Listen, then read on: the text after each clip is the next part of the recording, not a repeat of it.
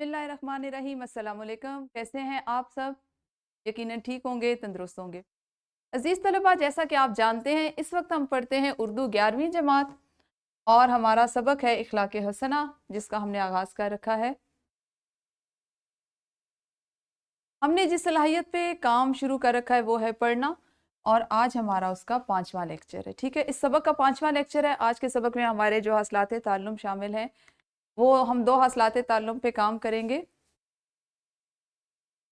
अफसानवी और गैर अफसानवी मतन में शामिल मानूस और नामानूस अल्फाज व तराकीब, मुहावरात, ज़रबुल अमसाल, मुतरादिफ़ात और मुरक्कबात पर मुश्तमिल फ़िक्रात को समझकर बरमहल इस्तेमाल कर सकें, यानी फौरी इस्तेमाल कर सकें। और दूसरा हासिल ताल्लुम है कहानी, मज़मून, सफ़रनामे, अफसाने, ड्रामे के अज्जा और अदबी महासिन को शनाख्त कर सकें, यानी पहचान सकें। ठीक है जी।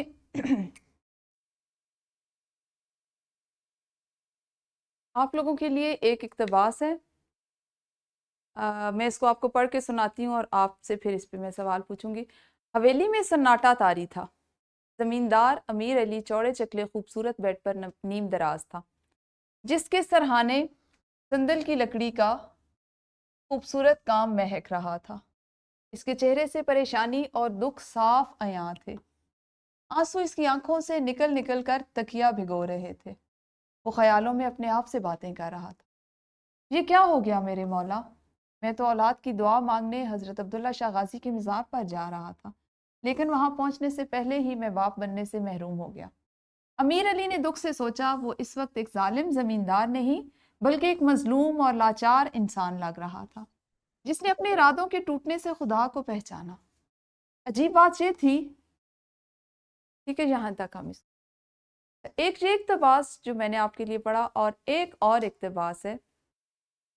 जब मौलाना बेतकल्लुफ़ इस राय का इजहार करते हैं कि बाद की सदियों में कुरान की इन 4 बुनियादी इस्तिलाहों के असली मानी जो नज़ूल कुरान के वक्त समझे जाते थे बाकी ना रहे, और इनके मफ़हूम पर ऐसा पर्दा पड़ गया कि कुरान की 3/4 से ज़्यादा तालीम बल्कि इसकी हकीकी रूह निगाहों से मस्तूर हो गई, तो फिर कुदरतन उम्मत की पूरी पिछली तारीख इनको ज़वालो पस्ती का एक लामुतनाही सिलसिला दे गई। आपने दोनों इक़्तिबासात सुने। क्या आपको इन दोनों के अंदाज़े बयां में, इनके तहरीर जो अंदाज़े तहरीर है उसमें कोई फ़र्क लगा? क्या इन दोनों इक़्तिबासात में किसी तरह का कोई फ़र्क महसूस हुआ?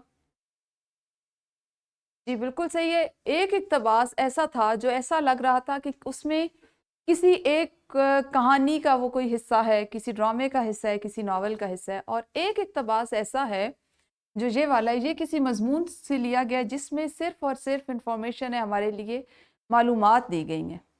ये हमारा आज का असले ताल्लुम है, जिसमें आपने अफसानवी और गैर अफसानवी नसर के बारे में पढ़ना है। सबसे पहले मैं आपको ये बता दूं कि अफसानवी नसर किसे कहा जाता है। अफसानवी नसर में वो तमाम नसरी असनाफ आ जाती हैं जिनमें कोई कहानी बयान होती है। अब वो दास्तान भी हो सकती है, ड्रामा भी हो सकता है, नॉवल भी हो सकता है, नॉवलेट भी हो सकता है, अफसाना भी हो सकता है, यानी वो तमाम चीज़ें जो आप ड्रामाई कैफियत में ले जाती हैं आपको कहानी की सूरत में, मुकालमाती सूरत में, तख़य्युल में, तो उसको हम नसर अफसाना कहेंगे। ठीक है। गैर अफसानवी अदब वो होता है या नसर वो होती है जिसमें वो तमाम नसरी असनाफ शामिल हों जिनमें कहानी का अंसर नहीं होता बल्कि वो मालूमात लिए हुए होती हैं। ठीक है, सादा अंदाज में। मजमून उसकी एक मिसाल है, जैसे सवाने निगारी, शख्सियत निगारी, खाका निगारी, सफ़रनामा, रिपोर्टाज, मजमून और इंशाइया और तनकीद वगैरह। इन तमाम को हम गैर अफसानवी नसर में शुमार करेंगे। अगर मैं सीरत निगारी की बात करूं तो इन दोनों इक़्तिबासात जो अभी मैंने आपके लिए पढ़े और जो मैंने आपको अफसानवी नसर और गैर अफसानवी नसर की तारीफ बताई, उसकी रोशनी में आपके ख्याल में सीरत निगारी का शुमार किस में किया जाएगा? आया ये अफसानवी नसर का हिस्सा है या गैर अफसानवी नसर का? रयान? गैर अफसानवी नसर है। सीरत निगारी का शुमार हम गैर अफसानवी नसर में करेंगे। सीरत के लुग़वी मानी तरीका, रविश, सुन्नत, आदत, खासियत نیکی، اخلاق اور سوانح عمری کے ہیں۔ اصطلاح میں مختلف انفرادی، سماجی، سیاسی اور عبادی عرصوں میں حضرت محمد مصطفیٰ صلی اللہ علیہ وآلہ وصحبہ وسلم کی زندگی کے طریقے، آپ کی عادات، برتاؤ، اخلاق، غزوات اور جنگ کو کہا جاتا ہے۔ سیرت نگاری کی تاریخ اگر ہم دیکھیں تو اس کا آغاز اسلام کے ابتدائی دور سے ہوا۔ حضرت محمد صلی اللہ علیہ وآلہ وصحبہ وسلم کے صحابہ اور ہم اثر یعنی اس وقت کے جو لوگ تھے، ان کی زندگی، اوصاف اور سیرت کو درج کرنے کی طرف خاص توجہ دیتے تھے۔ آگے جا کر سیرت نگاری نے ایک اور شکل اختیار کر کے خلفاء، علماء اور حاکموں کی شرح حال لکھنے کی صورت میں رواج پایا۔ اچھا، آپ لوگوں کے لیے ایک اقتباس ہے، اس کی بلند خوانی کرنی ہے اور تمام مانوس اور نامانوس الفاظ و تراکیب کو آپ نے علیحدہ کرنا ہے، ٹھیک ہے جی؟ ریان آپ اس کو پڑھیں گے یا میں پڑھتی ہوں؟ آپ اس میں سے مانوس اور نامانوس الفاظ الگ الگ کرتے جائیں، مانوس کے اوپر میم لکھتے جائیں اور نامانوس پہ نون، ٹھیک ہے؟ اس عدل و انصاف کا یہ اثر ہوا کہ مسلمان ایک طرف، یہود بھی جو آپ صلی اللہ علیہ وآلہ وصحبہ وسلم کے شدید ترین دشمن تھے، اپنے مقدمات اسی بارگاہ عدالت میں لاتے تھے اور ان کی شریعت کے مطابق اس کا فیصلہ ہوتا تھا۔ چنانچہ قرآن مجید میں اس واقعہ کا مصرح ذکر ہے۔ اسلام سے پہلے یہودیان بنو نذیر و قریظہ میں عزت و شرافت کی عجیب و غریب حد قائم تھی۔ کوئی قریظی اگر کسی نذیر کو قتل کرتا تو قصاص میں وہ مارا جاتا، لیکن اگر کوئی قریظی کسی نذیری کے ہاتھ سے مارا جاتا تو اس کے خون کی قیمت 100 بارے شتر چھوہارا تھی۔ اسلام میں جب یہ واقعہ پیش آیا تو قریظہ نے حضرت صلی اللہ علیہ وآلہ وصحبہ وسلم کے سامنے مقدمہ پیش کیا۔ آپ صلی اللہ علیہ وآلہ وصحبہ وسلم نے فوراً تورات کے مطابق النفس بالنفس کے حکم سے دونوں قبیلوں میں برابر کا قصاص جاری کر دی۔ جی ریان، اس میں سے آپ نے کچھ الفاظ منتخب کیے جو آپ کے لیے مانوس تھے، جن سے آپ واقف تھے، یا کچھ ایسے الفاظ جو آپ کے لیے نئے ہیں؟ من قصاص نیا ہے، بارش شکر نیا ہے، مسرح نیا ہے۔ اچھا، ایسا کرتے ہیں، جو آپ کے الفاظ ہیں اور کچھ میں نے نکالے، ان میں سے ہم ایسا کر لیتے ہیں کہ ان میں سے ہم کچھ الفاظ علیحدہ کر لیتے ہیں۔ اس میں جن سے آپ واقف ہیں، جیسے عدل و انصاف، اگر ان سے واقف ہیں تو وہ مجھے بتائیں، اس پہ میں ٹک لگاتی ہوں، اس سے واقف نہیں تو اس پہ ہم کراس لگا دیتے ہیں۔ عدل و انصاف، شریعت، قصاص، نامانوس، ٹھیک ہے۔ بارگاہ عدالت،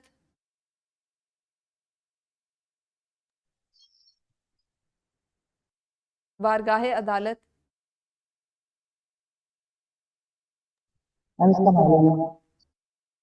النفس بالنفس، جی نہیں سمجھ آئی؟ مانوس یا نامانوس؟ نامانوس، ٹھیک ہے۔ مسرح،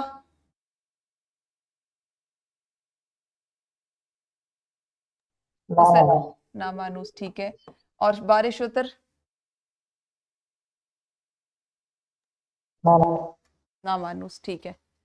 اچھا جی، اب ٹھیک ہے، اب آپ نے جو مانوس الفاظ تھے وہ تھے عدل و انصاف، شریعت، قصاص۔ قصاص ہوتا ہے جو قتل کر دیا جائے اس کے بدلے میں کسی اور انہی کا، یا قتل کے بدلے قتل، ٹھیک ہے، برابر کا وہ فیصلہ کرنا۔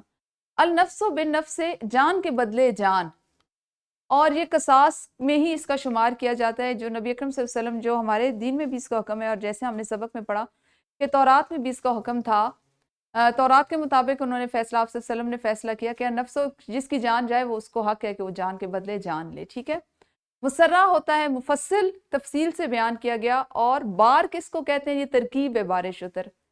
بار کہتے ہیں بوجھ کو، وزن کو، ہے نا، عام الفاظ میں ہم استعمال کرتے ہیں بار۔ اور شتر کس کو کہتے ہیں؟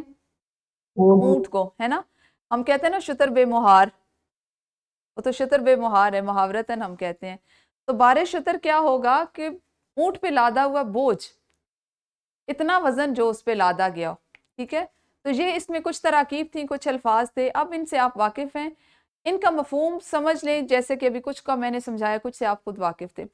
اب آپ نے کیا کرنا ہے کہ ان تمام یہ جو الفاظ اور تراکیب یہاں پہ دی گئی ہیں, ان کی مدد سے ان کا مفہوم سمجھتے ہوئے آپ نے ایک ایک جملہ بنانا ہے. ٹھیک ہے, چاہیں تو آپ ابھی بنا لیں, ورنہ آپ اس کو بعد میں بھی بنا سکتے ہیں.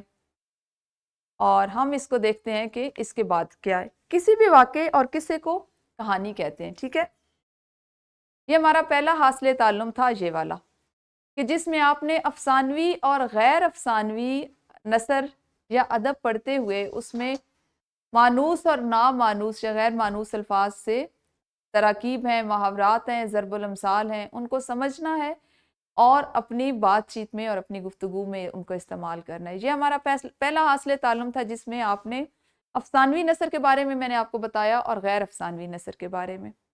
ٹھیک ہے, جس میں کچھ نئی چیزیں تھیں, کچھ مانوس الفاظ تھے, کچھ نامانوس تھے, ہم نے ان کو علیحدہ کیا, ان کا مفہوم جانا, اور اب آپ ان سے جملہ سازی کریں گے. دوسرا حاصل تعلم تھا کہ کسی بھی کہانی, مضمون, ڈرامے, افسانے کے اجزاء اور ادبی محاسن کی شناخت کر سکیں. اچھا جی, سب سے پہلے ہم دیکھتے ہیں کہانی کسے کہتے ہیں, کیونکہ حاصل تعلم کا آغاز یہیں سے ہوتا ہے. تو ہم سب سے پہلے یہ دیکھ لیتے ہیں کہ اس میں کہانی کس کو کہا جاتا ہے. آج ہم اتنا حصہ کریں گے حاصل تعلم کا, کیونکہ ہمارا جو سبق ہے وہ مضمون ہے, تو مضمون اور کہانی کو ہم زیر بحث لائیں گے, اور سفر نامہ, افسانہ اور ڈرامہ متعلقہ اسباق میں ہم اس پہ بات کر لیں گے. ٹھیک ہے, سب سے پہلے جانتے ہیں کہانی, کہ کہانی کی تعریف کیا ہے, یا ہم کس چیز کو کہانی کہہ سکتے ہیں, کس نثر کو کہانی کہیں گے. کسی بھی واقعے اور قصے کو کہانی کہتے ہیں, جو سچی بھی ہو سکتی ہے اور فرضی بھی. اگر فرضی کہانی میں اگر کسی کردار کی ساری زندگی کو پیش کیا جائے تو اس کو پھر ناول کہتے ہیں, اور اگر زندگی کا کچھ حصہ پیش کیا جائے تو اسے افسانہ کہتے ہیں, یعنی کوئی ایک واقعہ, کوئی ایک حصہ. اور اگر کسی کہانی کو اداکاری کے ذریعے پیش کیا جائے تو اسے ڈرامہ کہتے ہیں. یعنی سب کی بنیاد کہانی ہے, سچی بھی ہو سکتی ہے اور فرضی بھی. فرضی کہانی میں اگر کسی کردار کی مکمل زندگی پہ بات کی جائے تو وہ ناول بن جائے گا. کسی ایک حصے پہ بات کی جائے, کسی ایک پہلو پہ بات کی جائے, کسی ایک واقعے پہ بات کی جائے مختصر, تو وہ افسانہ ہوگا. اور اگر اس کو آپ کردار نگاری کے ساتھ, اداکاری کے ساتھ کریں گے تو وہ آپ اس کو ڈرامہ کہیں گے. ٹھیک ہے, پھر ہے جی مضمون. مضمون جو ہے, اس کے لیے ایسے کا لفظ آپ سب استعمال کرتے ہیں, آپ جانتے ہیں. یہ لاطینی لفظ ایگزیکٹیم سے لیا گیا ہے, جس کے لغوی معنی کسی مسئلے کو عام لفظوں میں پیش کرنا ہے. ٹھیک ہے, اس حوالے سے مضمون نویسی کی تعریف کچھ یوں ہوگی کہ یہ تحریر کا ایک ایسا چھوٹا سا ٹکڑا ہے جو کسی موضوع پر خیالات یا واقعات پر معلومات کے اظہار کے ساتھ ساتھ ایک لکھاری کی رائے بھی بیان کرتا ہے. یعنی مضمون میں آپ نے خیالات و واقعات اور معلومات کو تو بیان کرنا ہے, لیکن اس کے ساتھ ہی ساتھ آپ نے اپنی رائے کا بھی اظہار کرنا ہے. آپ اپنے خیالات کو لکھتے ہیں نا, آپ کے پاس ساری معلومات تو نہیں ہوتی, کچھ آپ کی اپنی رائے بھی ہوتی ہے, آپ کے خیالات بھی ہوتے ہیں. تو کہانی اور مضمون میں یہ بنیادی فرق ہوتا ہے. یہ ہمارا چونکہ حاصل تعلم ہے تو ہم اس کو دیکھیں گے کہانی کے ادبی محاسن کیا ہو سکتے ہیں. سب سے پہلا اس کی ادبی محاسن, جیسے ہم نے نظم کے محاسن پڑھے کہ جو چیزیں نظم کو خوبصورت بناتی ہیں, جیسے تشبیہات, استعارات, مجاز مرسل, صنعت تضاد ہو گئی, صنعت مرات النظیر ہو گئی. اسی طرح یہ تمام جو افسانوی ہمارے پاس اور غیر افسانوی نثر کی اقسام ہیں, ادب کی اقسام ہیں, ان کے بھی کچھ محاسن ہوتے ہیں, ان کے بھی اجزاء ہوتے ہیں. اگر ہم کہانی کے ادبی محاسن دیکھیں تو اس میں سب سے پہلے کیا ہوتا ہے, پلاٹ کی تشکیل, پھر اس کی کردار نگاری, پھر اس کے مکالمے. بڑے جتنے مکالمے جاندار ہوں گے, ٹھوس ہوں گے, کہانی اتنی پر اثر ہوگی. پھر اس سے ماحول کی عکاسی, وہ کہانی اس کو زیادہ پر اثر سمجھا جاتا ہے جو اپنے ماحول کی درست عکاسی کرتی ہے. پھر اس کے بعد ہے جی موضوع اور پیغام. آیا اس کا موضوع ایک عام سا موضوع ہے جو معاشرے میں اتنا عام ہے کہ ہر کوئی اس کو جانتا ہے, اور یا وہ ایک ایسے موضوع کی طرف متوجہ کروا رہی ہے, یا اس میں ایک ایسا پیغام دیا جا رہا ہے جو عصر حاضر کی ضرورت ہے. اگر ہم مضمون کے ادبی محاسن کی بات کریں تو اس میں فکری اور تحلیلی انداز ہونا چاہیے. ایک اچھا اور بہترین مضمون اسی وقت تخلیق پاتا ہے جب اس میں فکری اور تحلیلی انداز ہو، استدلال ہو یعنی دلائل پر مبنی ہو، حوالہ جات پر مبنی ہو۔ اب وہ وقت نہیں ہے کہ آپ چھوٹا سا سادہ سا مضمون لکھیں گے 250 یا 300 الفاظ پہ، چونکہ اب آپ FSc FA کر رہے ہیں تو آپ کے پاس منطقی مضمون ہو، استدلال ہو، اس میں زبان کی سادگی لیکن دلکشی بھی ہو، مختصر اور جامع انداز ہو، آپ کے الفاظ کا چناؤ ایسا ہو کہ وہ زیادہ وسیع معنی لیے ہوئے ہو اور اس میں جمالیاتی حسن بھی ہو، تو پھر ایک اچھا مضمون جو ہے وہ تخلیق پاتا ہے، یہ اس کے ادبی محاسن ہے۔ اچھا جی، ہم نے اب کیا کرنا ہے ان چیزوں کو جانتے ہوئے کہ ایک مختصر کہانی اور ایک مضمون پڑھنے کے لیے دیا جائے گا، اور آپ نے کیا کرنا ہے کہ اس میں سے یہ میں نے چونکہ کلاس کے لیے کتاب میں دی ہوئی ہے سرگرمی، اس لیے میں آپ سے بھی کروا رہی ہوں کہ آپ کے اساتذہ کرام بھی اس طرح سے کروائیں گے کہ ایک مختصر کہانی اور ایک مضمون پڑھنے کے لیے دیں، اور اس دوران میں ان سے کہانی اور مضمون کے ادبی محاسن پر توجہ دینے کو کہیں۔ جو ادبی محاسن ہم نے سیکھے کہ آیا اگر کہانی پڑھ رہے ہیں تو اس کا موضوع بہت اچھا ہے، آیا اس کے مکالمے بہت اچھے ہیں، ادبی محاسن کو ذہن میں رکھ کے آپ نے ان دونوں چیزوں کو پڑھنا ہے، اور اس طرح سے جس وقت آپ ایک گروہ کہانی کے ادبی محاسن اور دوسرا گروہ مضمون کے ادبی محاسن کی شناخت کرے گا۔ جب آپ نے کر لیے، آپ کو سمجھ آ گئی، تو پھر آپ اس پہ بات کر سکتے ہیں، اس پہ لکھ سکتے ہیں، ٹھیک ہے۔ ہر گروہ کے طلبہ اپنے نتائج لکھیں گے، ایک گروہ کہانی پہ اور ایک مضمون پہ، اور گروہ میں تبادلہ خیال کریں، ہر گروہ اپنا تجزیہ جماعت کے سامنے پیش کرے اور ہر گروہ کے بیان کردہ محاسن پر اساتذہ کرام تبصرہ کریں گے۔ میں نے اس کے لیے کیا کیا ہے، یہاں پہ آپ کو 2 لنک نظر آ رہے ہوں گے، ریان آپ کو یہ 2 لنک نظر آ رہے ہیں، یہ بھی ڈراپ باکس میں بھی موجود ہوں گے۔ آپ نے کیا کرنا ہے، ان لنک سے، اس لنک میں یہ جو اوپر والا لنک ہے اس میں ایک مضمون ہے، ٹھیک ہے، یہ کتاب ہے اس میں مضمون ہے، آپ نے مضامین کی اس کتاب سے دوسرا مضمون جس کا نام دشمنی ہے اس کو پڑھنا ہے، اور ادبی محاسن کو، اس کے مضمون کے جو ادبی محاسن ہیں ان کو غور کرتے ہوئے ذہن میں رکھتے ہوئے پڑھنا ہے۔ اور دوسرے لنک میں سے، اس میں سے یہ بلوچستان کی لوک کہانیاں ایک کتاب ہے، وہاں سے میں نے لی، یہاں سے کوئی سی بھی آپ نے کوئی بھی 2 کہانیاں پڑھ لیں، کیونکہ چھوٹی چھوٹی سی کہانیاں ہیں، اور ان کے ادبی محاسن کی شناخت کر کے آپ نے ان دونوں کے ادبی محاسن کو نکات کی صورت میں تحریر کرنا ہے، ٹھیک ہے جی۔ اب جس وقت آپ نکات کی صورت میں کہانیوں کے ادبی محاسن لکھیں گے تو آپ نے کہانیوں کے نام بھی لکھنے ہیں، تاکہ میں جب اس کو پڑھ لوں تو مجھے اندازہ ہو کہ آیا آپ نے اس کو پڑھا ہے یا نہیں۔ اور مضمون میں نے خود آپ لوگوں کے لیے رکھ لیا، دشمنی جو دوسرا مضمون ہے اس کو آپ نے کرنا ہے، اور اس پہ آپ نے اپنا جو کام ہے وہ کرنا ہے، ٹھیک ہے جی۔ تو یہ ہمارے آج کے 2 حاصلات تعلم تھے جو پڑھنے سے متعلق تھے، آپ ان کو اچھے سے پڑھیں۔ اگر آپ یہ اچھے انداز میں پڑھیں گے تو آپ کو اچھا مضمون لکھنا آئے گا اور تبصرہ لکھنا آئے گا، ٹھیک ہے۔ تو اپنا بہت زیادہ خیال رکھیں، اس کام کو کریں، اور اس کے نکات جو ہیں وہ ادبی محاسن جو ہیں اس کو نکات کی صورت میں لکھ کے مجھے بھیج دیں تاکہ میں دیکھ لوں اور پڑھ بھی لوں، ٹھیک ہے۔ اپنا بہت خیال رکھیے گا، اچھا سا ویکنڈ گزاریں، کام کریں اور خوب ترقی کریں۔ اللہ حافظ، شکریہ۔